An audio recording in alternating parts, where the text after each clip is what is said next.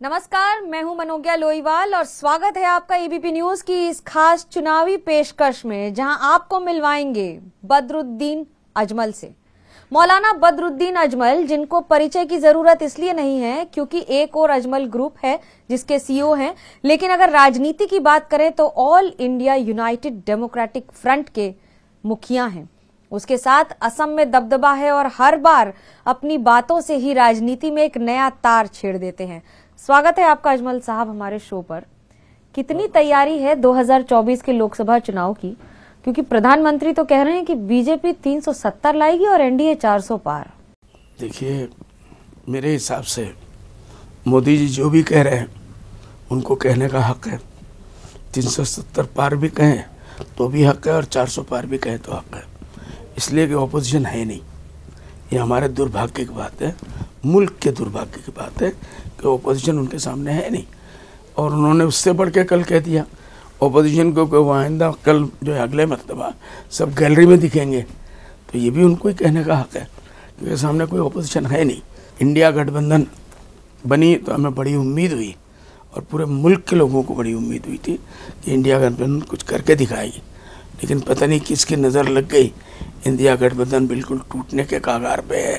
नीतीश जी जा चुके हैं, ममता बनर्जी जा चुकी है, समाजवादी जाने के लाइन पे खड़े हैं और आम आदमी का पार्टी भी जो है वो किस वक्त सिर्फ गठबंधन से जाएंगे या बीजेपी में जाएंगे, इसकी भी लोगों को जो है अभी उम्मीद नहीं है क्या होने वाला है। यूनिफॉर्म सिविल कोड लागू हो रहा है उत्तराखंड में, असम में, पूरे देश में सब जगह लागू होगा। लगता है धर्म पर राजनीति हो रही है। देखिए, पहली बात तो यूनिफॉर्म सिविल कोड लाने की नीयत क्या है। तो नीयत हम जो समझ रहे हैं वो मुस्लिम औरतों को और मुसलमानों पे हमला है। यूनिफॉर्म सिविल कोड लाना उनका मकसद नहीं है। सभी यही कह रहे हैं कि औरतों के ऊपर जुल्म हो रहा है, पोलीगैमी के ऊपर लाएंगे, ट्रिपल तलाक पे, और सारे औरतों को इंसाफ मिलेगा। बीजेपी भी तो कह रही है कि जेंडर के लिए ला रहे हैं, धर्म के लिए नहीं ला रहे। विपक्ष कह रहा है धर्म के लिए ला रहे हैं। मैं भी यही कह रहा हूँ कि ये धर्म के लिए नहीं ला रहे हैं। तो ये जो यूनिफॉर्म सिविल कोड है, इसको एक साइंटिफिक तरीके से मेरे हिसाब से धर्म से हटाकर और नेचुरल इंसान का नेचर जो है ऊपर वाले का, अल्लाह भगवान का, ईश्वर का, उसके ऊपर अगर सोचा जाए तो ये नेचर के खिलाफ है और संविधान के खिलाफ तो है ही है, क्योंकि क्रिमिनल मामले में सब लोग मानते हैं। नेचर के खिलाफ क्यों?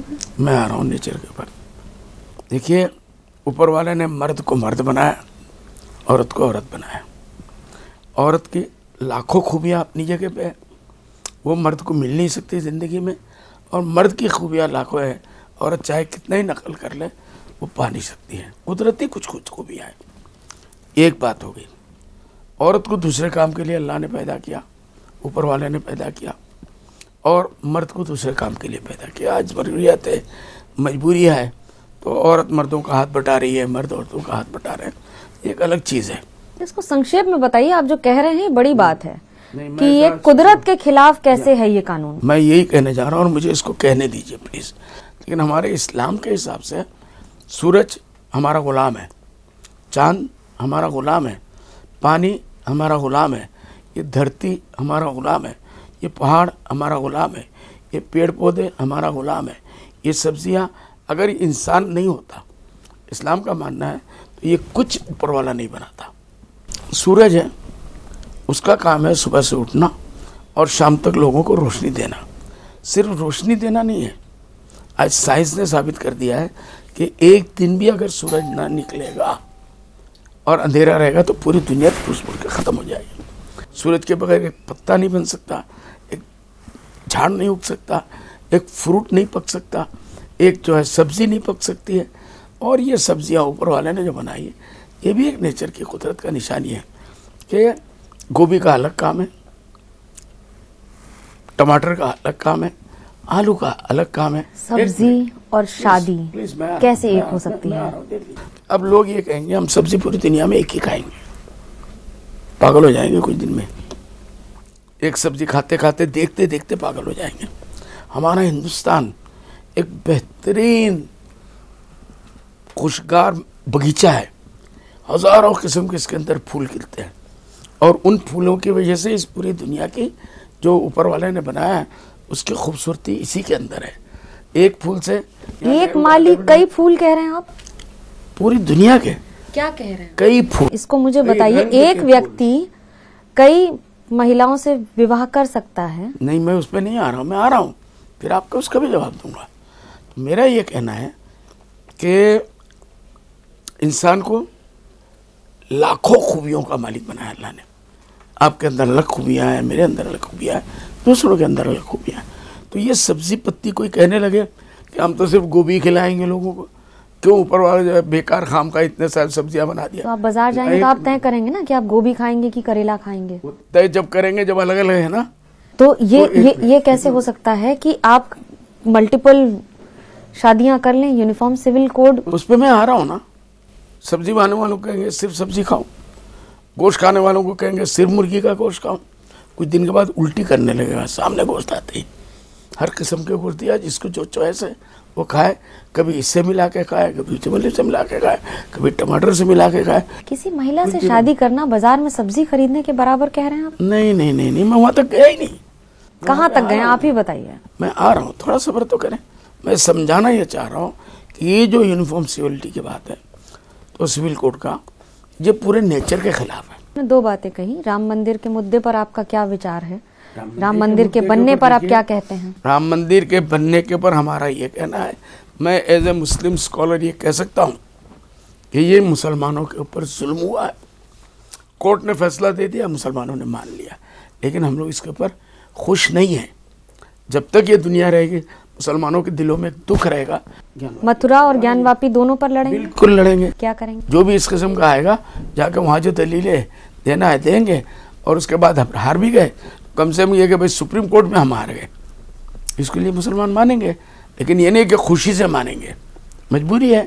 कोर्ट का हम न्यायालय का एहतराम करते हैं, इज्जत करते हैं, इसलिए हम मानेंगे। यूनिफॉर्म सिविल कोड क्योंकि सरकार ला रही है इसलिए नहीं मानेंगे, लेकिन अगर सुप्रीम कोर्ट कह देगा तो मान लेंगे? नहीं, देखिए, सुप्रीम कोर्ट कह देगा तो मुसलमान फिर से मजबूर है मान लेंगे। लेकिन सरकार जो ला रही है उनकी नीयत क्या है, वो क्यों इस चीज के ऊपर हाथ देना चाहती है? लेकिन आपने कहा कि अननेचुरल है, आपका विरोध अलग है। कह रहा हूँ कि वो नेचर के खिलाफ है, इस्लाम के खिलाफ मैं नहीं कह रहा हूँ, हिंदुओं के खिलाफ है, हमारे हिंदू भाइयों के खिलाफ है, लेकिन नहीं, ये नेचर के खिलाफ है। इसके ऊपर जो है कोई भी सरकार अपने आप को इतनी ऊंचाई पे ना समझे। 370 पार कह सकते हैं, 400 पार कह सकते हैं, लेकिन हवा बदलते देर नहीं लगती। राहुल गांधी भी न्याय यात्रा कर रहे हैं, हवा बदलने की पूरी कोशिश हो रही है, कितना इम्पैक्ट होगा? आसाम से होके भी निकले हैं। देखिए, पता नहीं बुनियादी चीज़ पे कहाँ उनके यहाँ कमी हो गई, हमें नहीं मालूम। जब उन्होंने पहला राउंड लिया तो वो तो बहुत अच्छा लगा, पूरे ऐसा लग रहा था कि पूरी दुनिया हिल गई, इंडिया महागठबंधन उसी को देख के बन गया।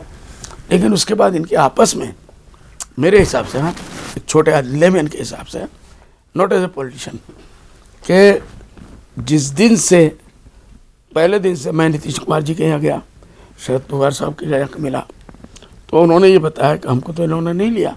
हालांकि मेरा पोस्टर पटना के प्रोग्राम में लग चुका था, मेरे नाम से टीवी के ऊपर आ चुका था। तो ये था कि कोई प्राइम मिनिस्टर की बात नहीं छेड़ेगा जब तक कि हम आखिरी मंजिल तक नहीं पहुंचेंगे और ऑल इंडिया रिजल्ट नहीं आएगा, कोई लफ्ज़ प्राइम मिनिस्टर को नहीं छेड़ेगा। लेकिन मैं जहाँ समझता हूँ, हो सकता कि मेरी भूल है कि कांग्रेस वालों को ये बात हजम नहीं हुई, थोड़ी जल्दबाजी इन्होंने कर ली राहुल गांधी जी को। अरे भाई, ऑल इंडिया सेटअप तो आपका ही है, एक एक करके दो दो करके भी आएंगे तो आप सबसे मिलके अलग थे, आपका सबसे ज़्यादा आना था, इसके लिए आपने क्यों नहीं बर्दाश्त किया? थोड़ी देर सब्र कर लेते ना। ये प्राइम मिनिस्टर का मसला आपने क्यों उठा दिया एकदम से? और जिस दिन से ये प्राइम मिनिस्टर का उठा, नीतीश कुमार जी इसको लेके चले थे। कल जब नीतीश कुमार एक स्टेट के हैं, ज़्यादा से ज़्यादा अपने 24-25 सीट जो लाना है उनको लाएंगे, उससे ज़्यादा वो ला ही नहीं सकते, कैपेसिटी नहीं है उनकी। ममता बनर्जी ज़्यादा से ज़्यादा लाएंगे तो उतना ही लाती, जितना है 1-2 सीट ज़्यादा। दिक्कत कहाँ हो गई? किसको हो गई जी? दिक्कत किसको हो गई? कहाँ हो गई? वही प्राइम मिनिस्टर का लफ्ज़, वो बीमारी ऐसे सामने आ गई कि हमको पहले से क्लियर हो जाए ये प्राइम मिनिस्टर कौन बनेगा? अरे भाई, जब तुम्हारे पूरे इंडिया में वो सेटअप है, एक एक करके दो करके भी आए तो तुम्हारा ही प्राइम मिनिस्टर बनेगा। भीड़ बहुत है उनकी राहुल गांधी की रैली में, आपको लगता है वोट में कन्वर्ट होगा? भीड़ होना बहुत अलग बात है।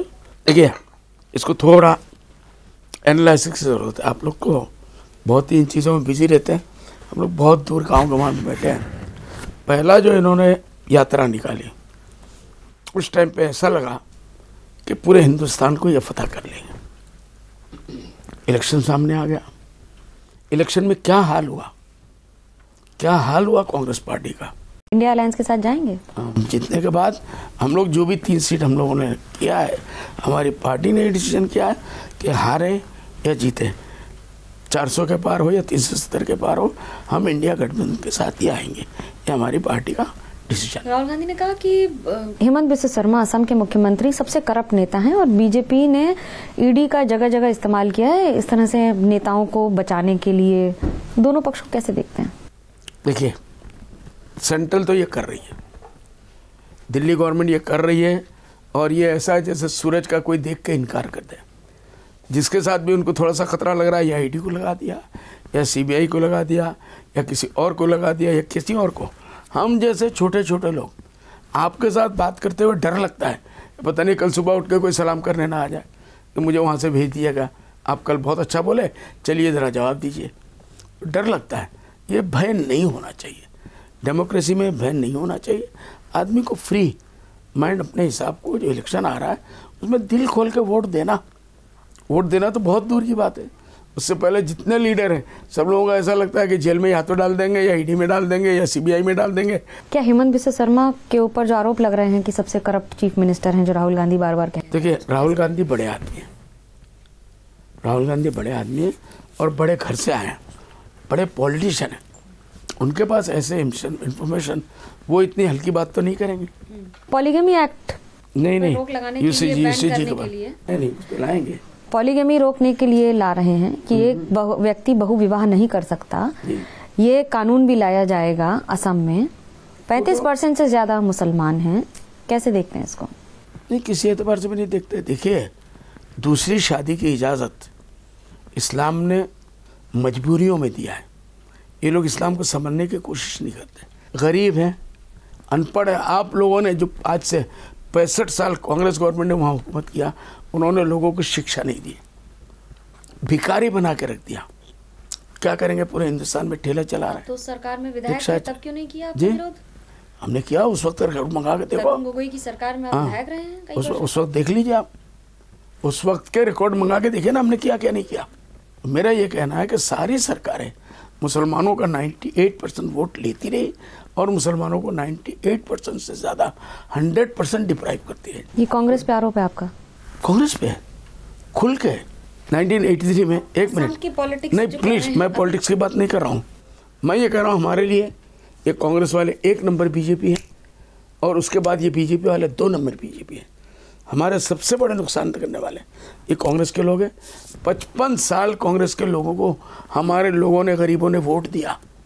पॉलीगमी की बात करते हैं आप, इनको शिक्षा आप दे देते तो आज ये बात नहीं होती। जहाँ भी टाउनों में जाइए, आसाम के शहरों में जाइए, पॉलीगमी आपको जो है नीचे गिर के 98% नीचे हो जाएगा।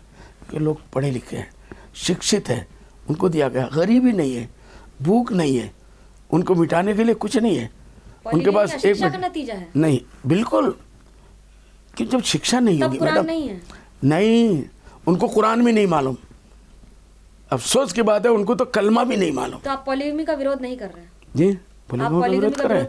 विरोध कर रहे हैं। तो फिर क्यों कर रहे हैं? जी, तो फिर क्यों कर रहे हैं विरोध? आप लोग इस्लाम के नाम पे उसको लगाते हैं। हम नहीं, आपसे उसको नहीं, हम नहीं है। सारी दुनिया की मीडिया जो है वो इस्लाम के ऊपर लगाती है। मैं तो आपकी बात को समझाकर अपने व्यूअर को समझाना चाहती हूँ। समझाइए। पॉलीगमी अगर अशिक्षा का कारण है, तो जो इस्लाम का नहीं है, इसलिए कि इस्लाम 4 शादी की बात नहीं करता। ये गलत है। पूरी दुनिया में मिसअंडरस्टैंडिंग फैला हुआ एक मसला है इस्लाम के खिलाफ। तो फिर यूसीसी का विरोध क्यों हो रहा है? यूनिफॉर्म सिविल कोड का क्यों विरोध हो रहा है? वो तो मैं कह रहा हूँ, वो धर्म की बात ही नहीं है, वो नेचर के खिलाफ बात हो रही है। इसलिए हम लोगों को समझा रहे हैं, हिंदू भाइयों को भी समझा रहे हैं। अगर शिक्षा का नतीजा है, और उसके साथ आप यूसीसी का भी विरोध कर रहे हैं क्योंकि ये अननेचुरल है, तो फिर विरोध और समर्थन है किसका?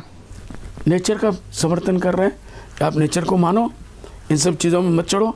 जैसे लोग हैं जिस तरीके से लाखों साल से हिंदुस्तान के, नहीं उसको मत लाइए आप, उसको और इसको लाके मिलाइए मत। दोनों अलग अलग आप बताइए। दोनों अलग अलग है।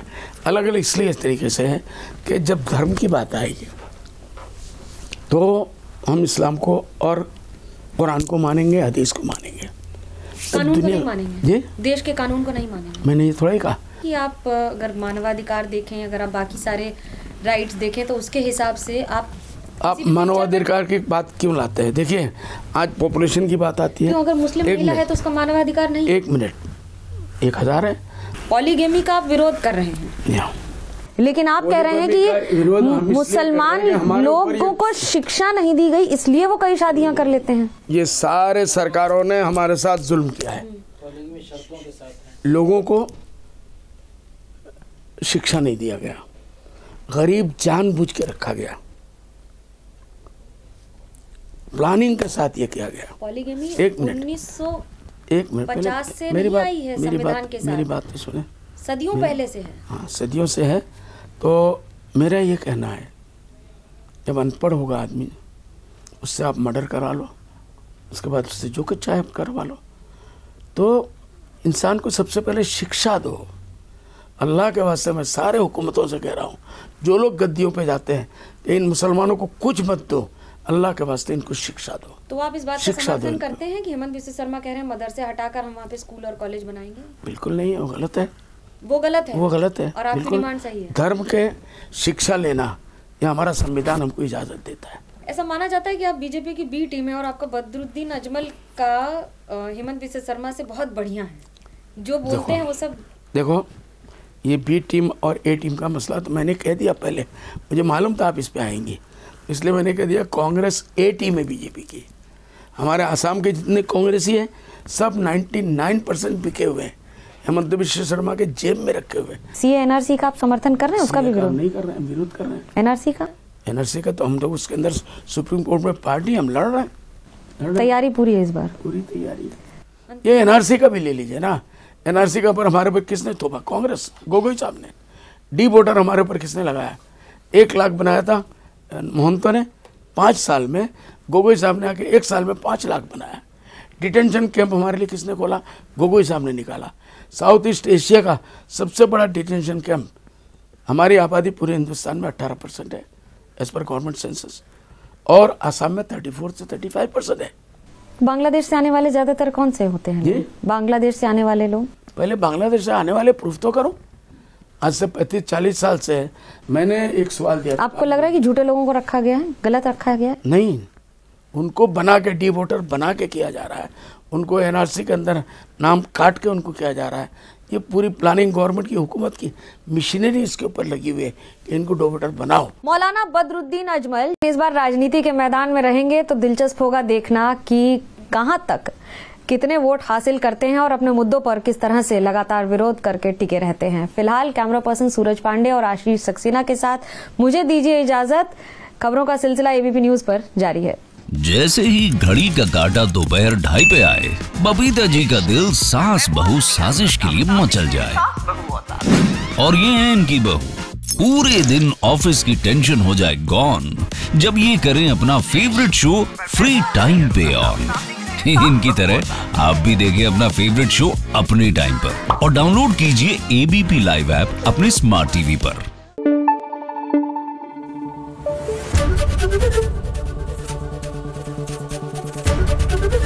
एबीपी न्यूज आपको रखे आगे।